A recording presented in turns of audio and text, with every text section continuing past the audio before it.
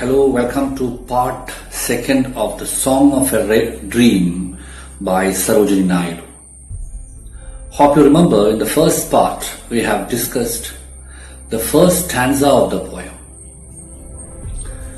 And today we are passing on to the second stanza and also with the details about the poet and other things. Let us begin the poem. Let us recite whole poem once. Let us listen to it. Once in the dream of a night I stood alone in the light of a magical wood. So deep in visions that poppy-like sprang, and spirits of truth were the birds that sang. And spirits of love were the stars that glowed, and spirits of peace were the streams that flowed. In that magical wood, in the land of sleep. Alone in the light of that magical grove,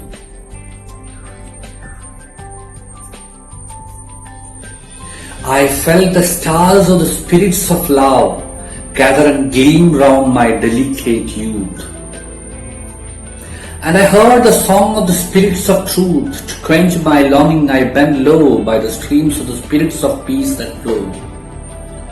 And I heard the songs of the spirits of truth. To quench my longing I bent low by the streams of the spirits that flow. In that magical wood, in the land of sleep.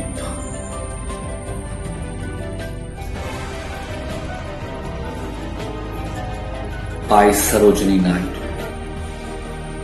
So let's pass on to the second stanza of the poem.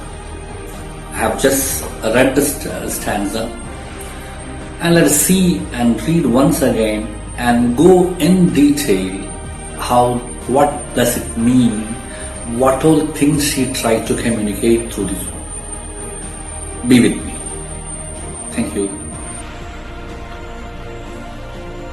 Second stanza reads like this. Alone in the light of that magical grove, I felt the stars of the spirits of love.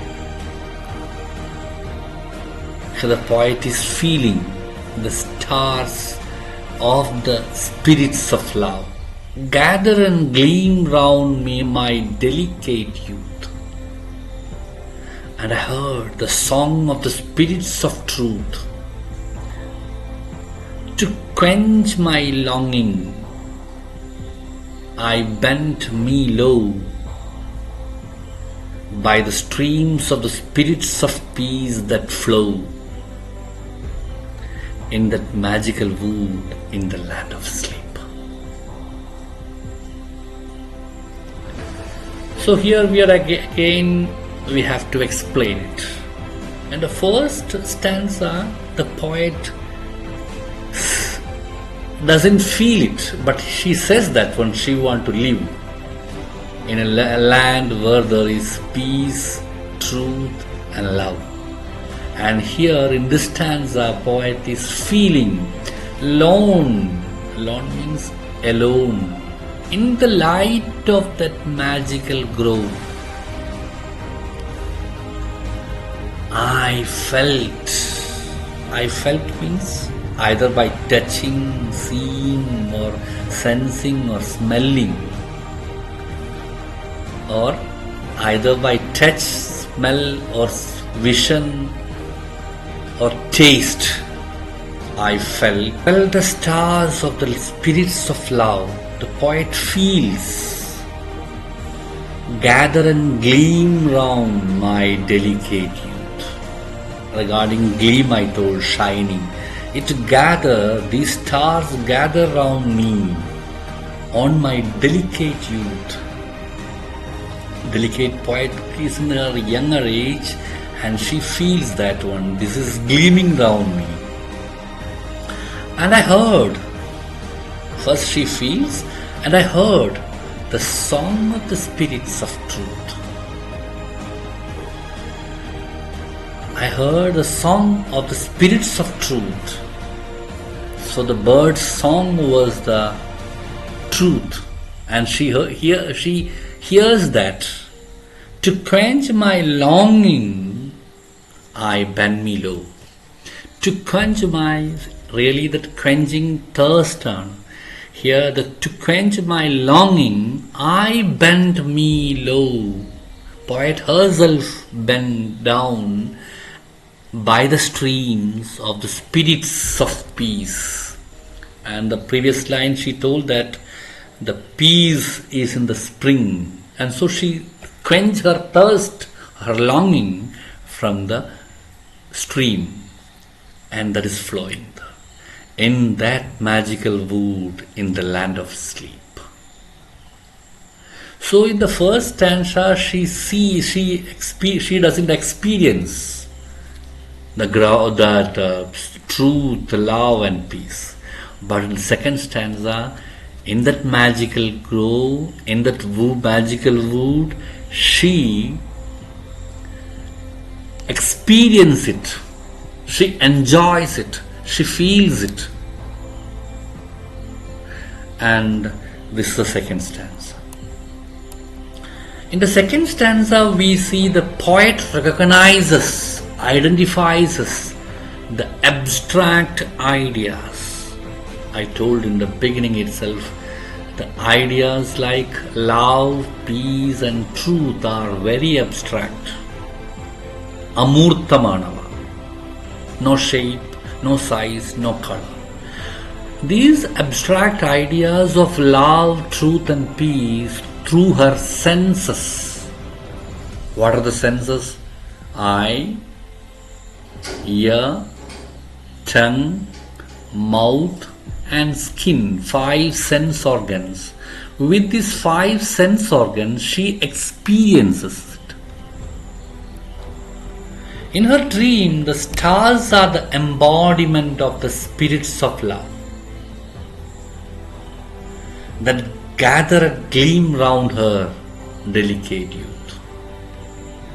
So in her dream, the stars are the embodiment, of the spirits of love. And love is the star. And similarly, truth has taken the form of the living birds. The poet could hear the song of the spirits of truth. And then she bends low to quench her thirst from the streams that are but the spirits of peace. So, don't you feel that these all things looks rather philosophical? ഒരു തത്വശാസ്ത്രം പോലെ തോന്നുന്നില്ലേ? So the theme, the type of poem is a philosophical poem. If you are told to write an appreciation about this poem, definitely we have to write that one. It's a philosophical poem, right? So we see that through her brilliant imagination. So her brilliant imagination, Naidu lends tangibility to abstract ideas. A reader enjoys the walk through the paradisical world. So a reader, while reading, he experiences, he is walking through a സ്വർഗാത്മകമായ ലോകത്തിലൂടെ നടക്കുന്ന പോലെ തോന്നും, as imagined by the poet. That is a poet. And don't you want to know who the poet is? Here comes poet in her young youth age. This is Sarojini Naidu. So let us understand more about Sarojini Naidu. She was the first Indian woman to become the president of Indian National Congress and the first woman to become the governor of a state of India. It's not a simple thing, because in those days so many men were there. Mahatma Gandhi, Jawaharlal Nehru, Dadabai Navroji, so like grand leaders are there. and from among them, she became the president of Indian National Congress. And she became the first governor of a state in India. As a statesman, these two will do. Her contribution to the Indian independence struggle is you can experience it.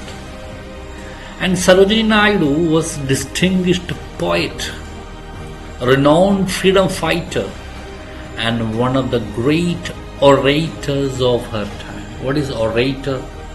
Gambhira speech. Public gathering, she speaks like anything. Thousands of audience will listen to her. She was famously known as Bharatiya Kokhila. The Nightingale of India is the title for her. Naidu was not only a poet but also an active participant in the Indian freedom movement. It was the Indian National Congress flag with the spinning wheel, Indian flag with the Dharma wheel. So she was the leader of India. She was actively participated in the freedom movement. Now we have to read it again, the poem.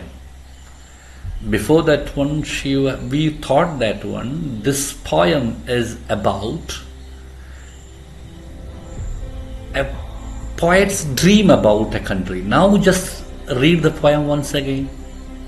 The poem shouldn't, however, be heard merely as an expression of a random dream or thought. It can also be interpreted as the poet's vision for her motherland.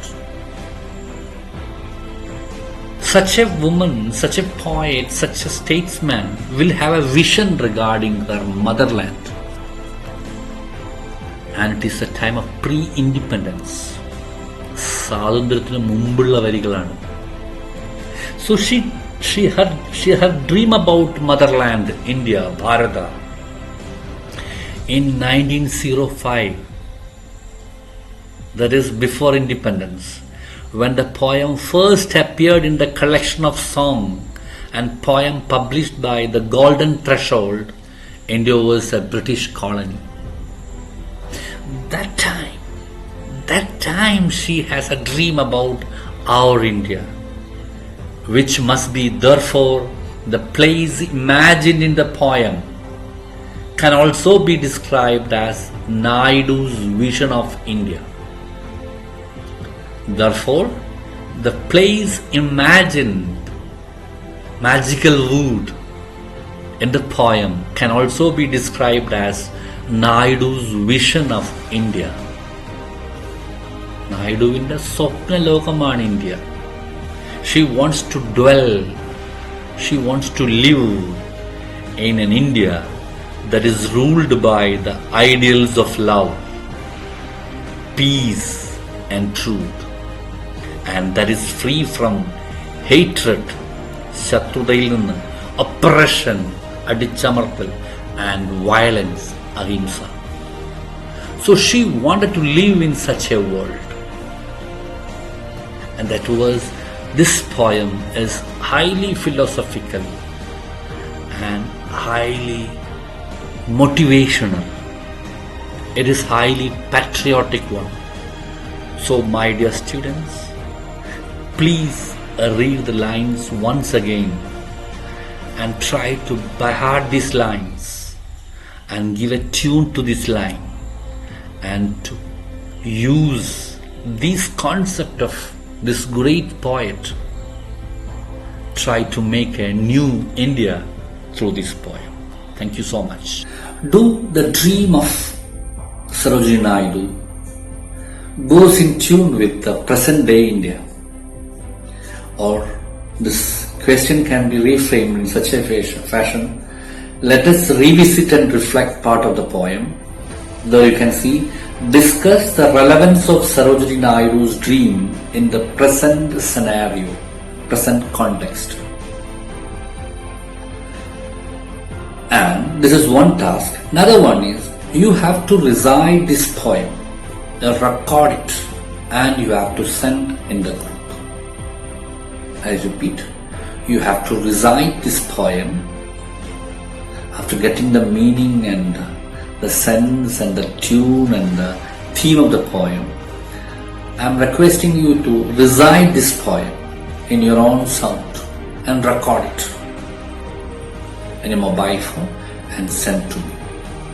And the part third, we will discuss the remaining part of the poem, that is activity, poetic craft used in this poem, and how to write an appreciation to this poem.